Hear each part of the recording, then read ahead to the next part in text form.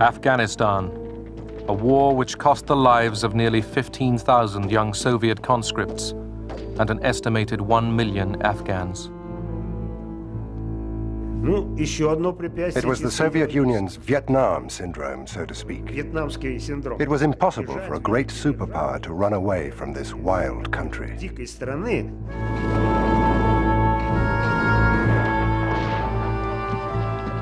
The United States supplied billions of dollars of weapons to unlikely allies, Islamic fundamentalists.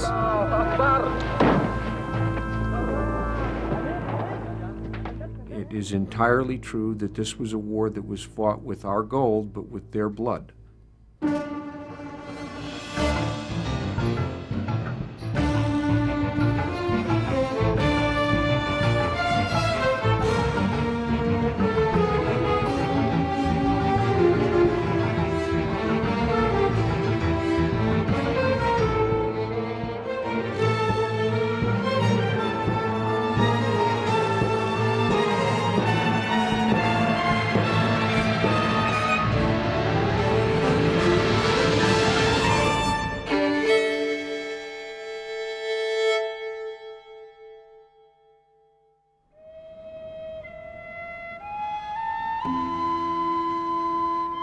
The Panjshir Valley in the Hindu Kush Mountains of Afghanistan, a rural, traditionally Islamic country of 15 million people.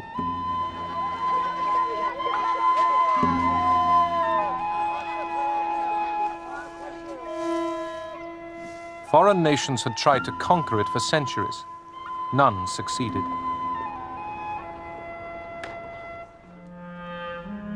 But civil war and years of Cold War conflict would bring the people of Afghanistan a terrible toll of death and destruction. In the 1970s, Afghanistan became a focus for superpower rivalry. Close to the Persian Gulf's oil and the Indian Ocean ports, it bordered Iran in the west and Pakistan in the south and east. In the north, it shared a border with the Muslims of the Soviet Union's Central Asian republics. To Moscow, a friendly Afghanistan was vital.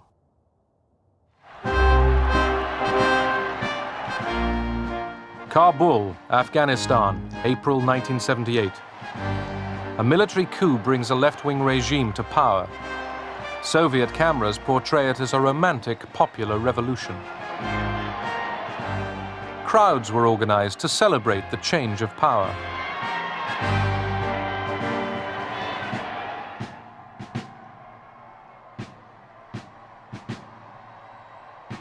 Nur Mohammad Taraki, Afghanistan's new leader, looked to the Soviet Union for support. Moscow sent hundreds of Soviet advisors to advance socialism.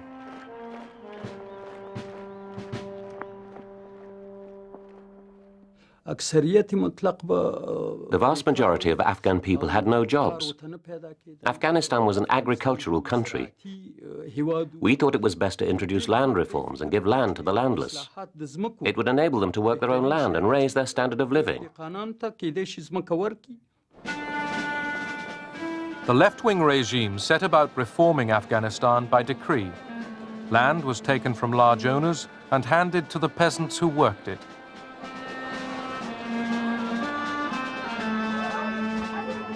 Women were encouraged to stop wearing veils and were put into literacy classes alongside men.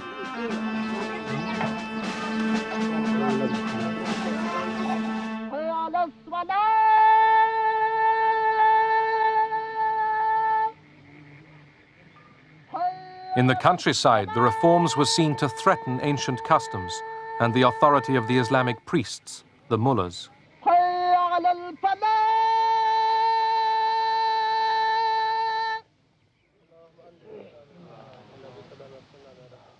The communists were trying to change the law of God.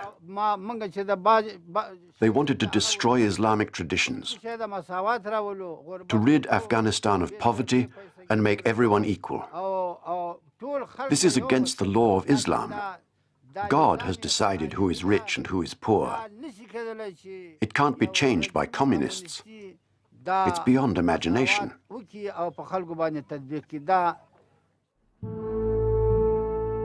To counter communist efforts to spread their new doctrine, opponents of the reforms burnt down schools and universities. Thousands of Afghans fled to Pakistan to avoid the revolutionary turmoil. Resistance was growing throughout the country. Brezhnev and the Politburo tried to talk sense into Kabul. We couldn't understand how they could build socialism in just 5 years. We said, you can't do that. We've been building socialism for 60 years and we're still not finished. But they thought it was us that had got it wrong. Naivety was coming out of their every orifice. It was in their every word. In neighboring Iran, crowds joined the call of the Afghan resistance for a jihad, or holy war, against the godless communists. Other Islamic countries took up the cry.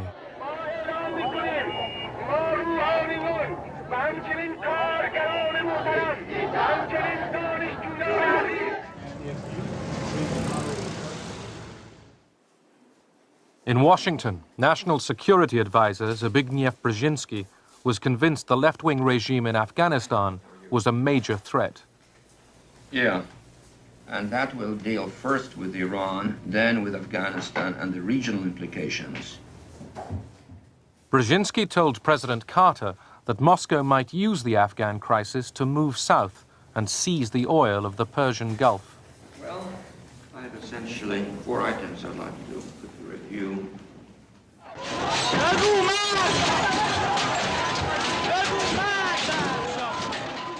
Brzezinski's fears for the stability of the region gained weight when mass demonstrations in Tehran led to the overthrow of the Shah of Iran.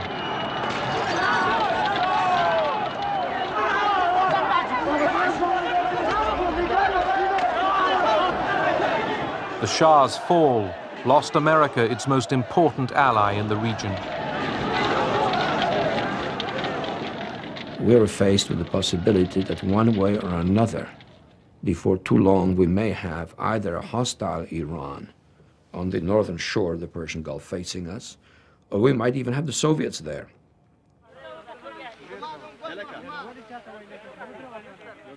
The Islamic groups fighting the communists received covert American aid for the first time in July 1979. President Carter began by sending communications equipment. The rebels called themselves the Mujahedin, the soldiers of God. They were mostly peasants, organized by village mullahs and landowners. Many of their weapons were captured from the communist regime. From the refugee camps in Pakistan, recruits for the jihad walked for days across the mountains to reach the fighting. Ranged against the Mujahedin was a mechanized, Soviet-trained Afghan army.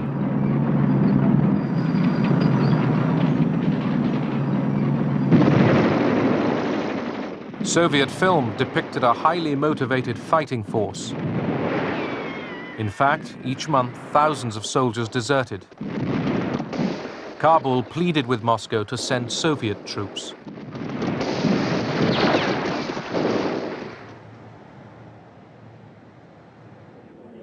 In the Kremlin, Soviet leaders repeatedly met to discuss the Afghan crisis.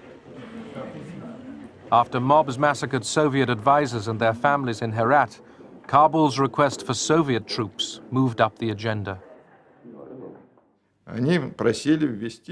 The Afghans wanted us to introduce a limited contingent of Soviet troops to guard military bases. They just couldn't cope with the Mujahideen themselves. At first they spoke about a battalion, then about a brigade. They kept insisting and pushing for Soviet troops, but we kept refusing and refusing and refusing. President Taraki had an apparently devoted prime minister, Hafizullah Amin. Armin was the regime's strongman. In spite of the unrest, he was determined to drive on with the reforms. Armin launched a campaign of terror. He had opponents arrested and shot. I said to Armin that his policies were too harsh, that they were turning the Muslim population against him, like the land reforms which did not take into account Afghan traditions. But he used to reply, "Did Stalin make the revolution in white gloves?"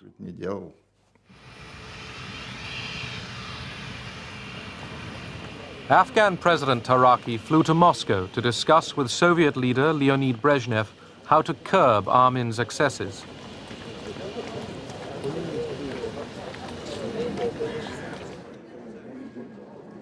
They decided to oust him, hoping the Kabul government could get popular support by slowing the reforms and ending the terror. Moscow's secret plans leaked out. When President Taraki returned to Kabul, Armin had him seized and executed.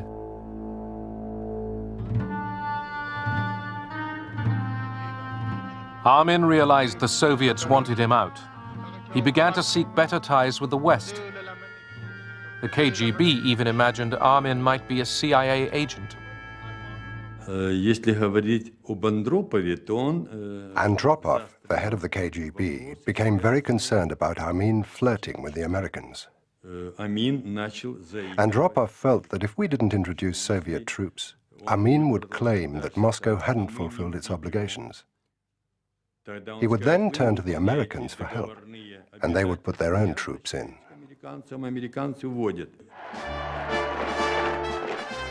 In Moscow, the arguments were mounting in favor of using an invasion to remove Armin. In the past, Soviet military action to topple troublesome foreign leaders had worked in Hungary and Czechoslovakia. In Europe, the nuclear arms race was gathering speed. NATO wanted to counter the Soviet Union's mobile missiles. On December the 12th, 1979, the West announced it would deploy hundreds of cruise missiles in response. Moscow now felt it had little to lose internationally by intervening in Afghanistan with troops. That evening, the Politburo held an emergency meeting.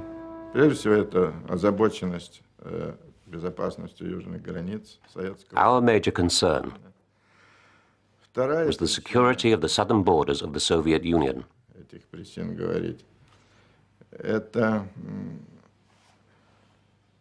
We also feared the spread of Islamic fundamentalism into Afghanistan from Iran. I said that military intervention in Afghanistan would be very difficult for our army. It would not necessarily lead to success. One only has to consider the conditions in Afghanistan, its geography, its history, and especially the independent nature of the Afghans.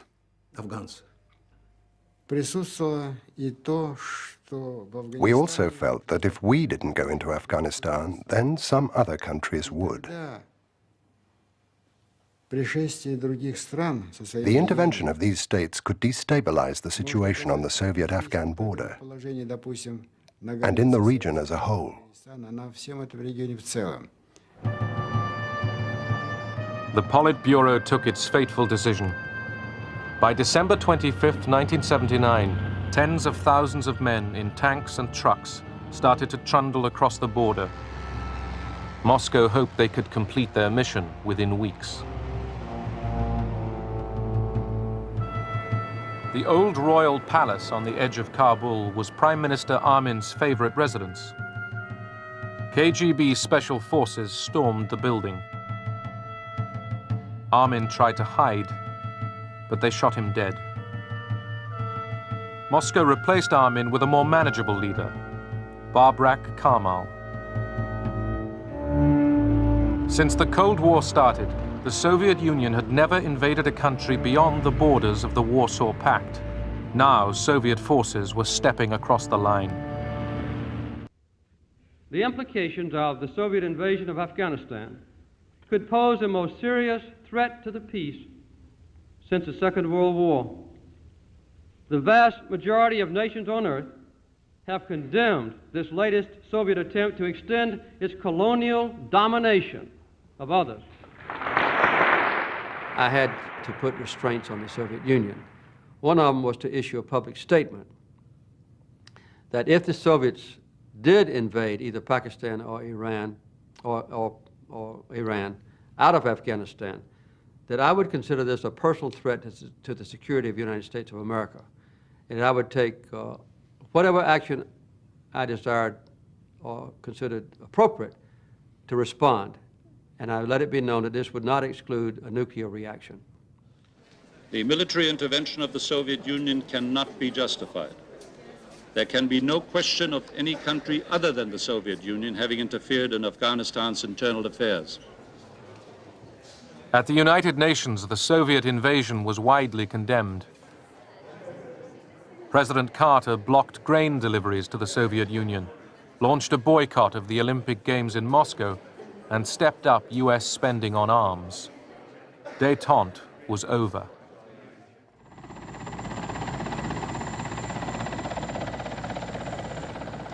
US National Security Advisor Brzezinski flew to Pakistan to set about rallying resistance. He wanted to arm the Mujahideen without revealing America's role. On the Afghan border near the Khyber Pass, he urged the soldiers of God to redouble their efforts. We know of their deep belief in God, and we are confident that their struggle will succeed. You know, that land over there is yours. You'll go back to it one day because your fight will prevail and you'll have your homes and your mosques back again because your cause is right and God is on your side.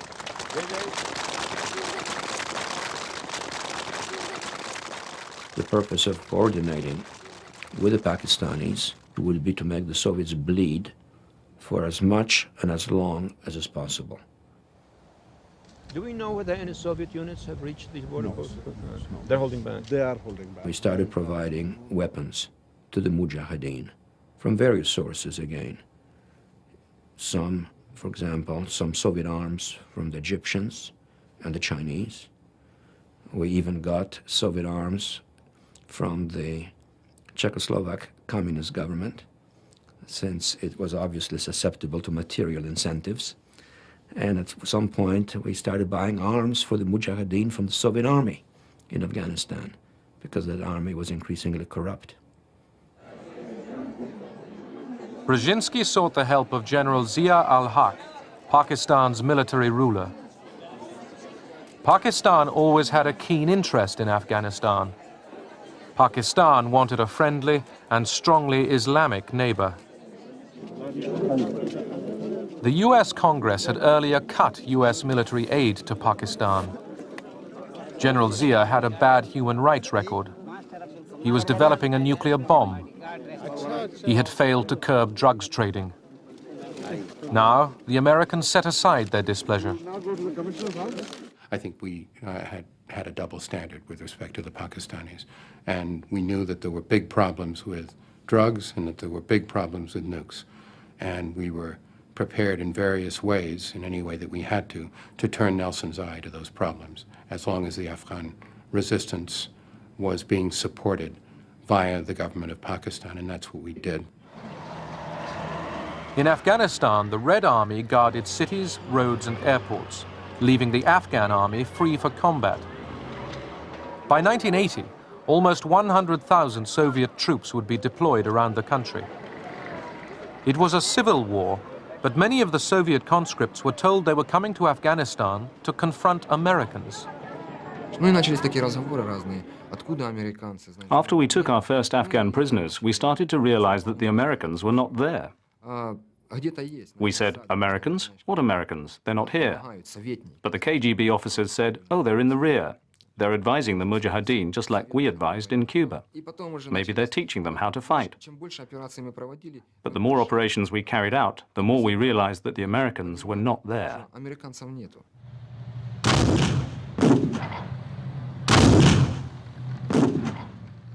Against their wishes, the Soviets were soon sucked into combat. They started with textbook sweep offensives, devised to defeat NATO in Europe and Chinese troops on the plains of Manchuria. In mountainous terrain against guerrilla fighters, their approach was a disaster. Well, I would say 99% of all the battles that we fought in Afghanistan were won by the Soviet side. But the problem is that the next morning, we had the same old situation as if there was no battle. Mujahideen were again in that village where we thought we destroyed them just the other day. So it was an absolutely useless war. I, Ronald Reagan, do solemnly swear that I will faithfully execute the office of President of the United States. That I will faithfully execute the office of President of the United States. A fervent anti-communist, Ronald Reagan won the 1980 election with an image of forceful leadership and a promise to rebuild U.S. military might. To many Americans, Carter's foreign policy had seemed weak. Reagan stepped up aid to the Afghan rebels.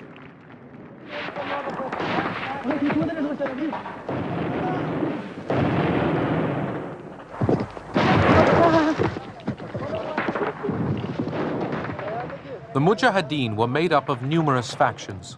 They were split on tribal and ethnic lines.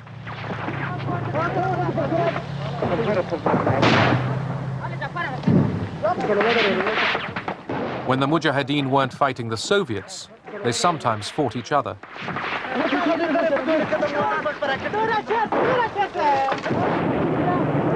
Allahu Akbar.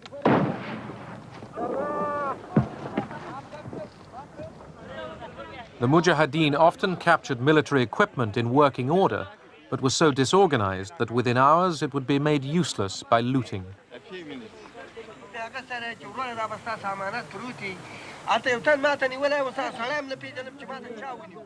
I made the comment that gratitude in the Afghan dictionary is going to be found somewhere after gimme and gotcha.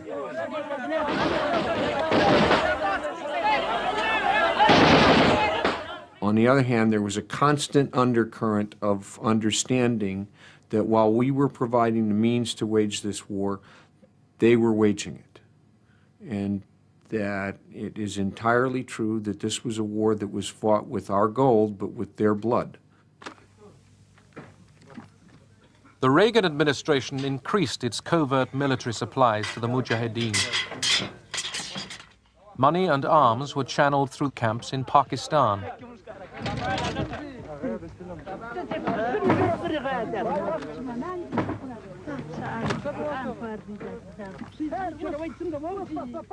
By controlling the way aid was distributed, the Pakistanis hoped to install a fundamentalist regime in Afghanistan. They favored the extremist Gulbuddin Hekmatyar.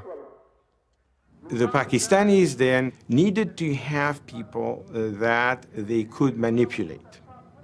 It is for that reason that American aid, whatever it was, and in the early period it was minimal, later it became more significant, was essentially directed by the Pakistanis to Gulbuddin at the expense of other groups.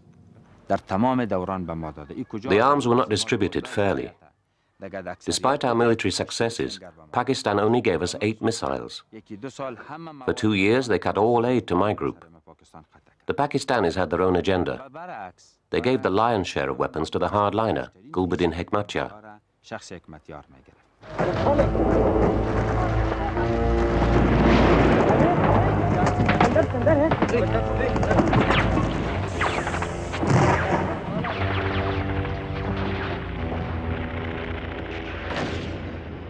Inside Afghanistan, the ferocity of the civil war increased.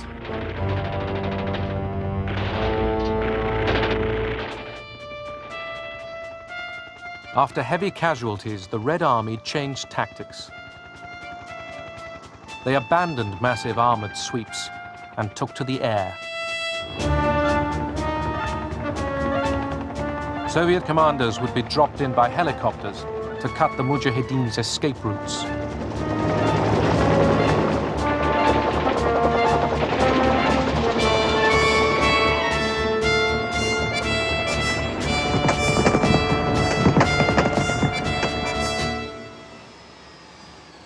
While more weapons poured into Afghanistan, the United Nations sought a diplomatic solution. Under-Secretary Diego Cordoves tried to broker a deal for the Soviet Union to withdraw if military aid to the Mujahideen was stopped. His shuttle diplomacy made little headway with Afghan President Babrak Karmal.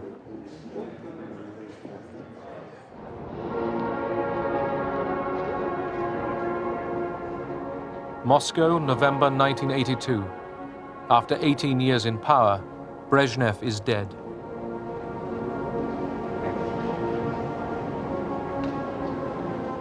The state funeral was used for a new Afghan initiative.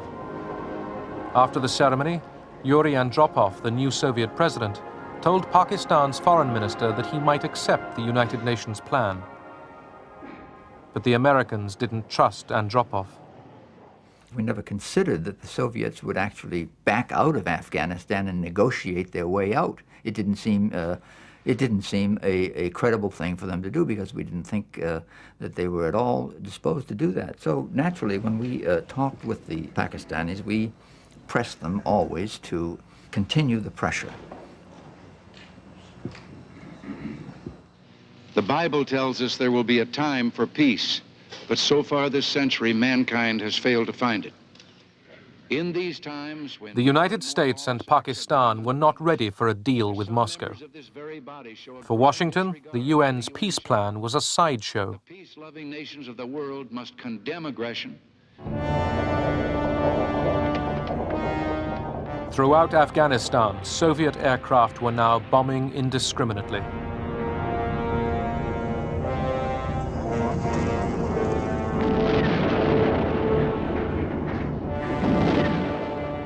They pummeled village after village into oblivion.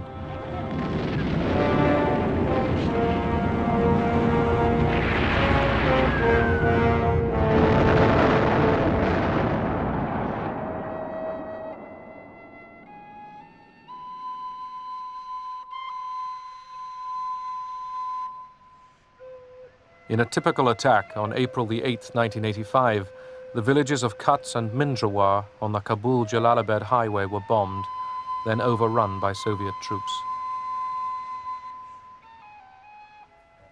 The Soviets destroyed the whole village.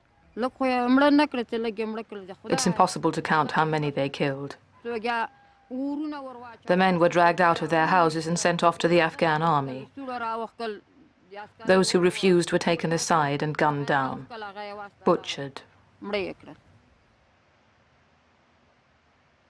The Russians took 14 of us and made us stand in a line near this wall.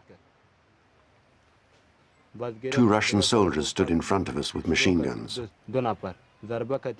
We began reciting the Holy Kalima from the Holy Quran because we knew we were about to die. They machine-gunned every one of us. I fell. There was a pile of bodies all on top of me. The bullets missed me. The soldiers searched us and took our money. They moved me, but I just pretended to be dead. The rockets were falling all around us like leaves off a tree. My daughter's head was smashed open. Her brains were hanging from a branch. I lost everything. My cousins, my nephews, everybody was killed. My wife, my 4 children.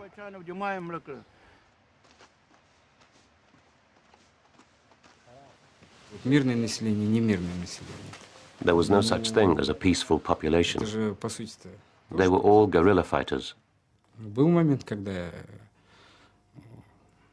I remember how we once rounded up all the women and children, poured kerosene over them and set fire to them. Yes, it was cruel. Yes, we did it. But those kids were torturing our wounded soldiers with knives.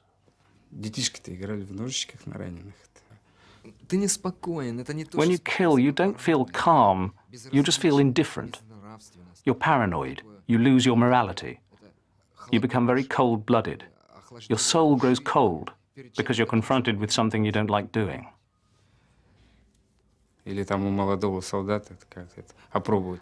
A young soldier might kill just to test his gun. Or if he's curious to see what the inside of a human being looks like. Or what's inside a smashed head.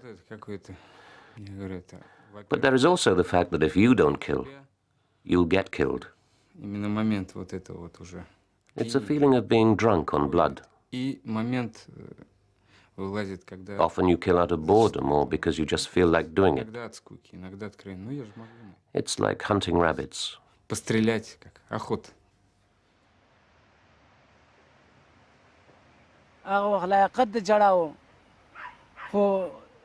We have cried so much that we can no longer cry.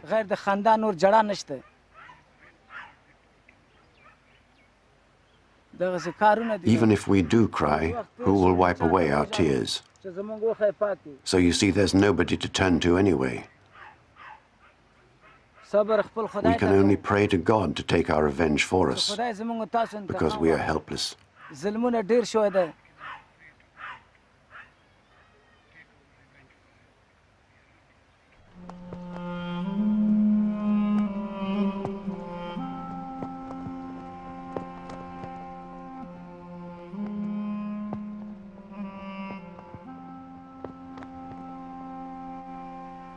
Thousands of civilians were killed in similar Soviet atrocities throughout Afghanistan.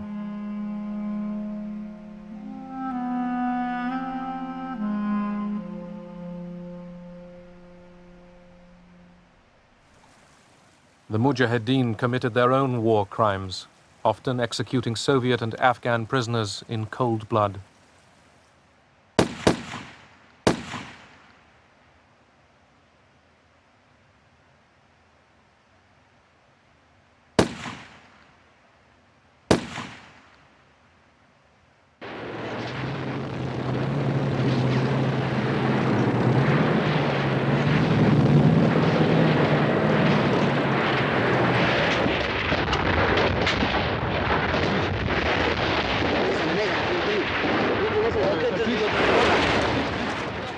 With increasing ruthlessness and daring, the Mujahideen attacked Soviet convoys, the lifeline bringing oil and weapons to the Red Army.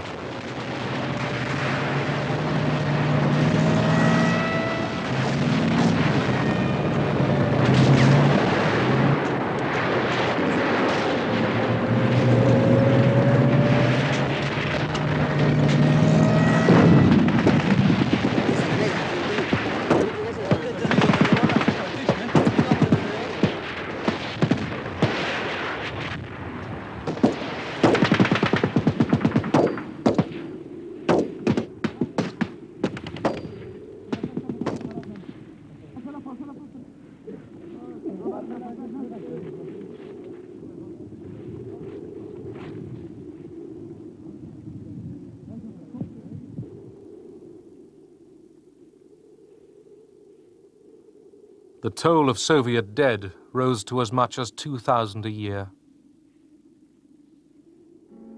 Вспоминаю, что было тяжелой прошедшей порой.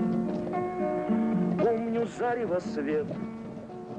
Many Soviet conscripts were raw recruits, sent to Afghanistan after only 3 months of basic training. Sickness, drunkenness, and drug abuse sapped the army's strength. The wounded got minimal care. The war seemed pointless.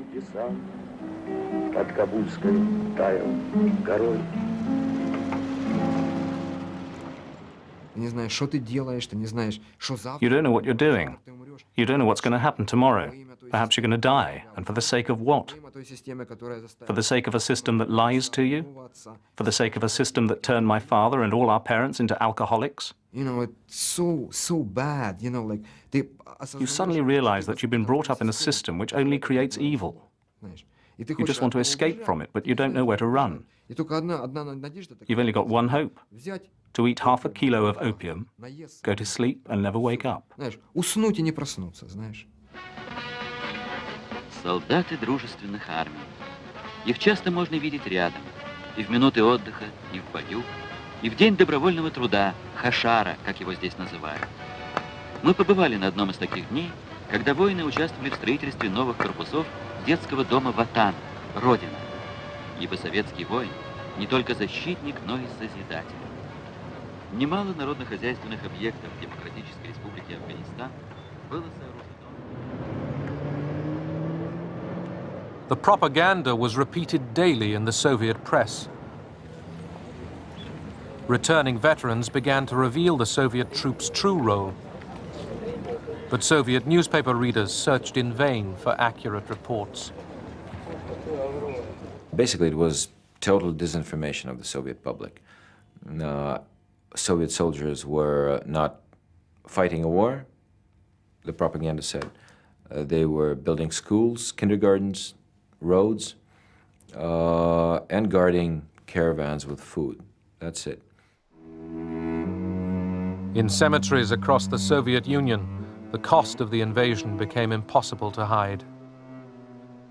Many Russian mothers lost their only child.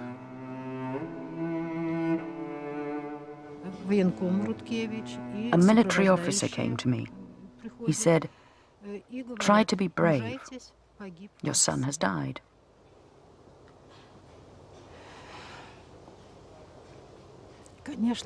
I couldn't believe it. No. I'd only received a letter from him the day before.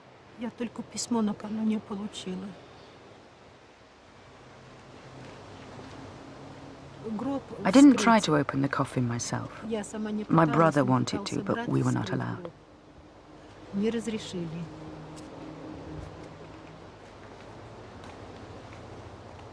The funeral was very quick. They buried him, and that was it. It's very hard.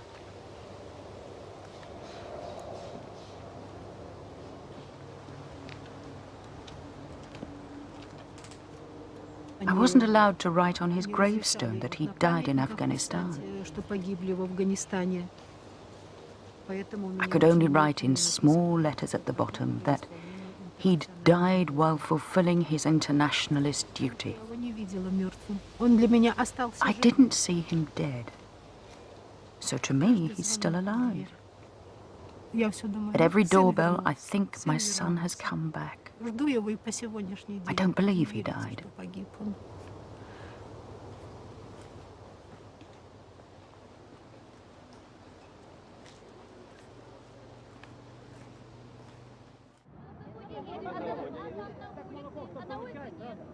In March 1985, an energetic new leader took power in the Kremlin. As Mikhail Gorbachev met crowds of Russians on tours around the country, opposition to the war could finally be expressed in public. Thousands of protest letters poured into Gorbachev's office each week. И надо было все-таки закончить эту войну. We had to finish this war, but in such a way that the Russian people would understand why tens of thousands had died and tens of thousands had become invalids. Тысячи погибших, десятки тысяч. We had to explain what it was all for. We couldn't just run away from there in shame. No. We needed to find a process. Нужен был процесс. There was an obstacle, an ideological one. It was our Vietnam syndrome. It was impossible for a great superpower to run away from this wild country, like the Americans in Vietnam. It would damage our prestige. The United Nations envoy, Diego Cordovez, was told by Gorbachev that the Soviet Union would consider withdrawing under a UN agreement. The emerging issue was what kind of government would run Afghanistan if the Soviets left.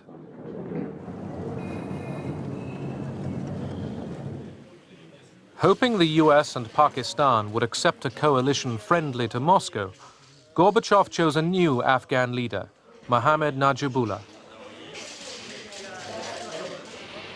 Gorbachev instructed Najibullah to offer talks with the Mujahideen about forming an Afghan government of national reconciliation.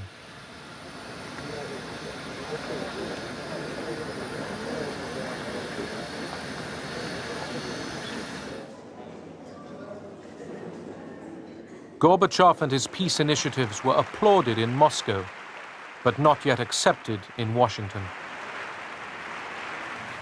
He was KGB, and he was all of the old school, and he had some very dubious associations and all the rest.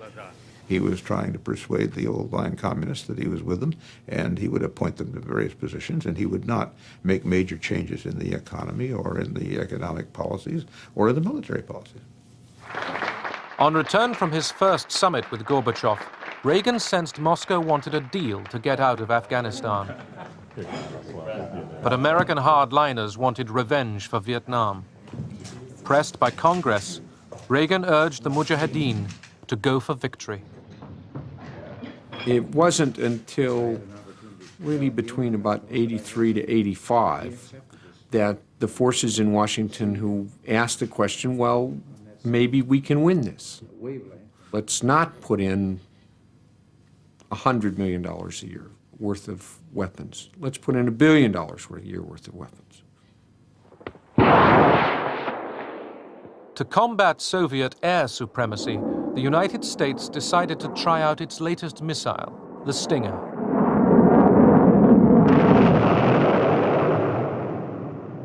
Field trials like this looked impressive as the shoulder-fired missile locked onto its target. By sending state-of-the-art American-made Stingers to the Mujahideen, Washington was making plain that America was directly involved in the Afghan war.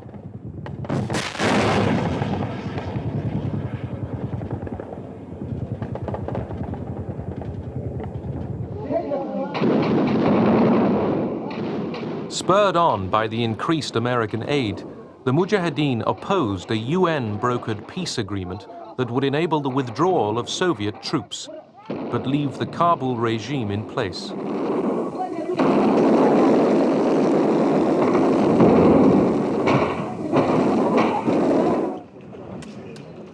Signed in Geneva, the 1988 peace agreement barred further military aid to either side in Afghanistan.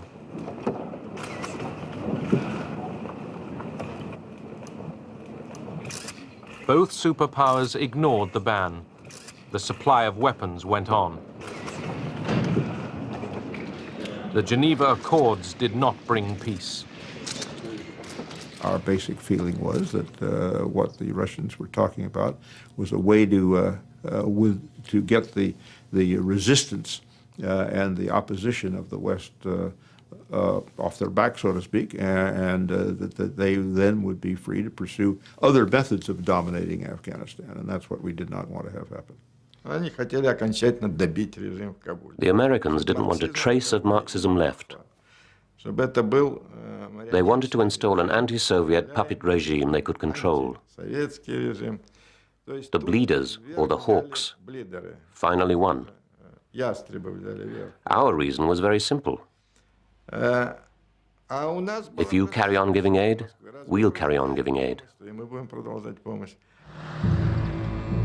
1988, under the terms of the Geneva Agreement, Soviet troops started pulling out. But instead of peace, Afghanistan was to endure more years of bloodshed.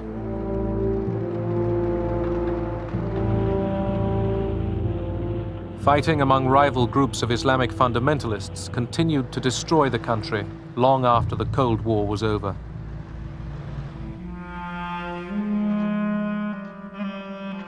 Since 1979, 5 million Afghans were wounded or forced to flee their homes.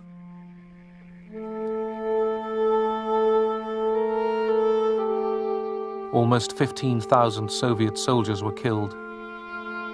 1 million Afghans perished.